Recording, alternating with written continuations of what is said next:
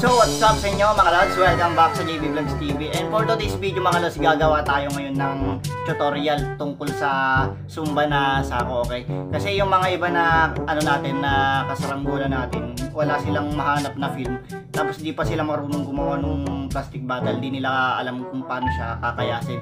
So eto, pinakamadali na to na Zumba para at least kapag nagpalipad ka, okay, gumawa ka ng guryon mo, may pampaingi ka, okay? So kung ikaw gusto mo matutunan kung paano gumawa ng Zumba na gawa lang sa sako, patapusin mo tong video na to at huwag mong i-skip yung ads, okay? Syempre hindi mawawala dyan, pupromote ko rin yung aking team Kapalipad na nasa aking description lamang. So mag-subscribe na kayo sa mga di pa nakakapag-subscribe para makahanap pa kayo, kaya para matuto pa kayo ng ibang tips pagdating sa saranggola. So let's go, intro na tayo.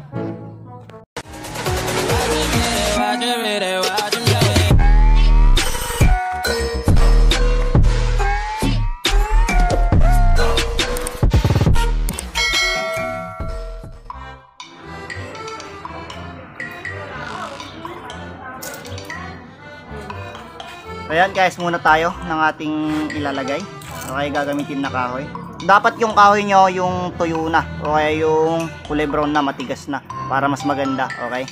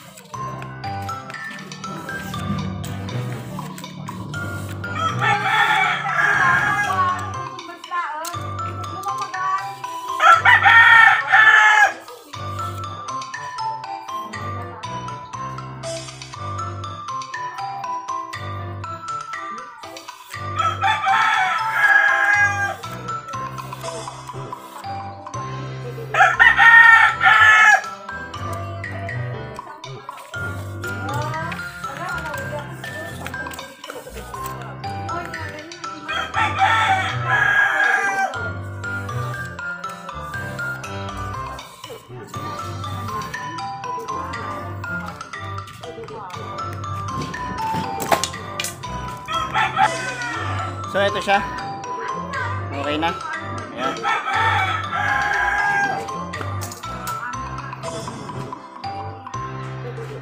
Kabit na natin yung kanyang sako.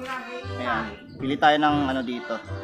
Tingnan nyo muna kung may damage o kaya baka may hati yung gagamitin nyo na string.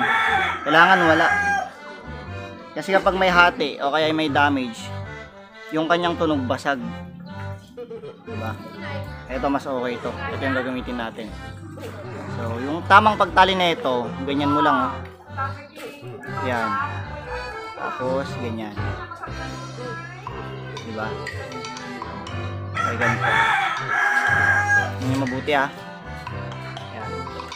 Oh. Tapos, etong mahaba, nasa balat dapat. Okay? Tapos yung sobra, nasa likod. Nasa laman. Para doon natin itatali kasi. Yan, tali na natin. Higpitan nyo lang para hindi siya basta-basta maalis. Tali pa natin para maigpit na. Tali nyo lang mabuti. Mas maganda, mas matibay.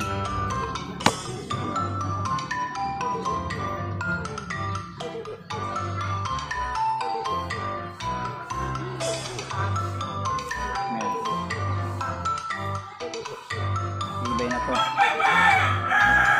4 na beses ko siyang ilalak. Okay. Yan.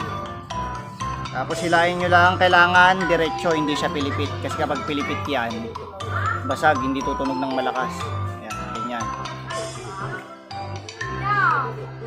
Ganito lang siya kabend. Ganyan. Tali na natin. Para makita na natin kung gaano kalakas. Ito yung ginagamit ko noon nung di pa ako marunong gumawa nung plastic bottle tsaka nung di ko pa alam yung film na Zumba.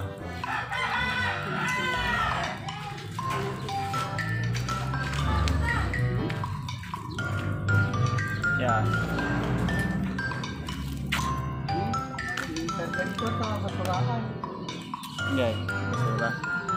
Okay, basura.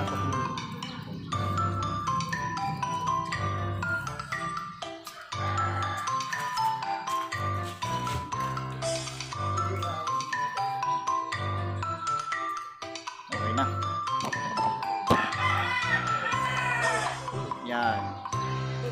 Testing natin kung malakas. Starring ah.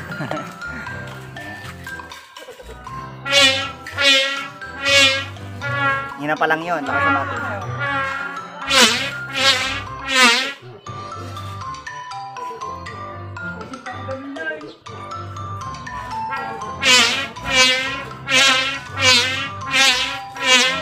Diba? Para siyang malaking langaw. What? Ayun. So, gawin lang kadali yung paggawa na ito mga lods.